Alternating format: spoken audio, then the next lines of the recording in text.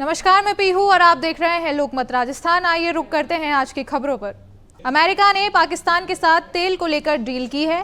पाक का कहना है कि बलूचिस्तान में तेल और अन्य खनिजों का भंडार है। इस बीच बलोच नेता मीर यार बलोच ने अमेरिकी राष्ट्रपति ट्रंप को एक ओपन लेटर लिखा है, जिसमें उन्होंने कहा कि बलूचिस्तान बिकाऊ नहीं है। मीर यार बलोच ने कहा कि इस क्षेत्र के विशाल तेल और खनिज भंडारों को लेकर आपको पूरी तरह से गुमराह किया जा रहा है।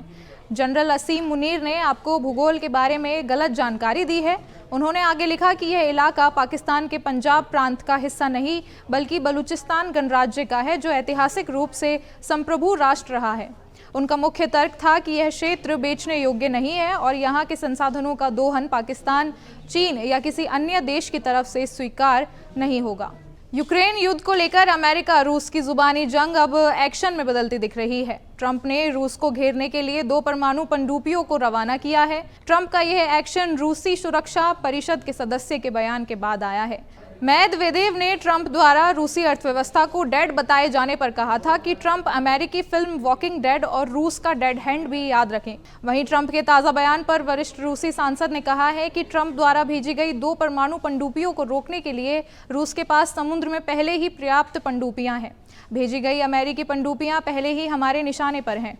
कांग्रेस सांसद शशि थरूर ने पार्टी नेता राहुल गांधी के डोनाल्ड ट्रंप के डेड इकोनॉमी वाले बयान का समर्थन करने पर टिप्पणी करने से इनकार कर दिया। थरूर बोले, मैं अपने पार्टी नेता की बातों पर टिप्पणी नहीं करना चाहता। ऐसा कहने के उनके अपने कारण हैं। हालांकि उन्होंने कहा, मेरी चिंता अमेरिका के साथ हमारे रणनीतिक और आर्थिक साझेदारी के महत्वपूर्ण रिश्ते को लेकर है। हम अमेरिका को लगभग 90 अरब डॉलर मूल्य का सामान निर्यात कर रहे हैं। हम इसमें खोने या इसमें कमी आने की स्थिति में नहीं हो सकते। थरूर की यह टिप्पणी राहुल गांधी के उस बयान पर आई जिसमें राहुल ने ट्रंप के बयान से सहमति जताई थी कि भारतीय अर्थव्यवस्था डेड है और उन्हें खुशी है कि अमेरिकी राष्ट्रपति ने सच कहा है। जम्मू कश्मीर में कुलगांव के अखल जंगल में आतंकियों की तलाश का रविवार को तीसरा दिन है। यहां अभी भी 2 आतंकियों के छिपे होने की आशंका है। रिपोर्ट्स के मुताबिक एक आतंकी घायल है। 1 अगस्त की रात से शुरू हुए सर्चिंग ऑपरेशन के बाद शनिवार को सुरक्षा बलों ने 2 आतंकियों को ढेर किया था। एक आतंकी की पहचान पुलवामा के हारिस नाजिर डार के तौर पर हुई थी। सी कैटेगरी का आतंकी हारिस उन 14 लोकल आतंकियों की लिस्ट में था जिनके नाम खुफिया एजेंसियों ने पहलगांव हमले के बाद 26 अप्रैल को जारी किए थे। उनके पास से AK-47 राइफल, मैगजीन, ग्रेनेड और गोला बारूद बरामद हुआ था।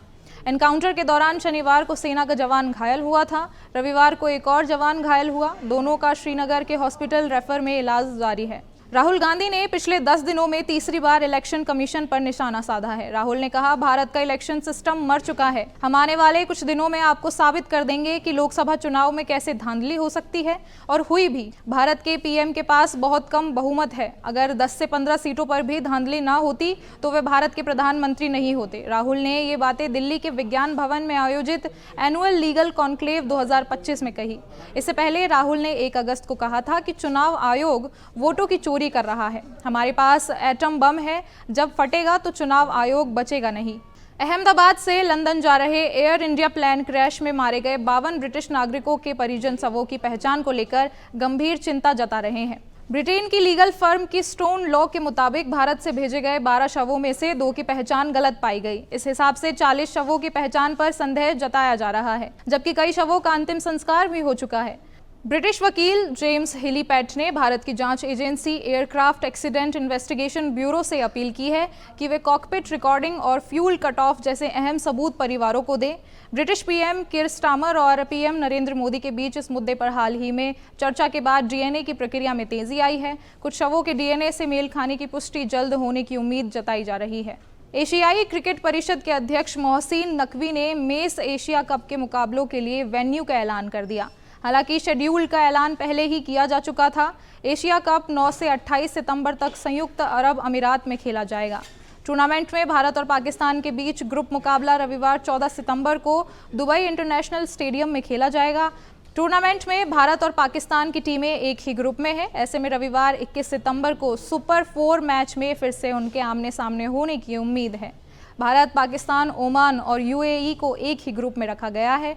श्रीलंका, बांग्लादेश, अफगानिस्तान और हांगकांग ग्रुप बी में है। उत्तर प्रदेश में तेज बारिश के कारण 12 जिलों में बाढ़ के हालात हैं। इनमें प्रयागराज, काशी जिले शामिल हैं। वहीं वाराणसी और प्रयागराज में गंगा का पानी 1 लाख से अधिक घरों में घुस गया है। आज सुबह 6 बजे गंगा का जलस्तर खतरे के निशान से 20 सेंटीमीटर ऊपर बह रहा है। खतरे का निशान 71.4 मीटर है। आज राज्य के 71 जिलों में बारिश का अलर्ट है। 7 जिलों में बहुत तेज बारिश हो सकती है। वहीं बिहार के सभी 38 जिलों में तेज आंधी बारिश का अलर्ट है। 18 जिलों में ऑरेंज तो 20 जिलों में येलो अलर्ट है। बीते 24 घंटे में पटना समेत 13 जिलों में बारिश हुई। इसके अलावा मध्य प्रदेश में 9 जिलों में आज तेज बारिश हो सकती है। अगले 24 घंटे में 4.5 इंच तक पानी गिर सकता है। ऐसी तमाम खबरों और अपडेट्स के लिए देखते रहिए लोकमत राजस्थान।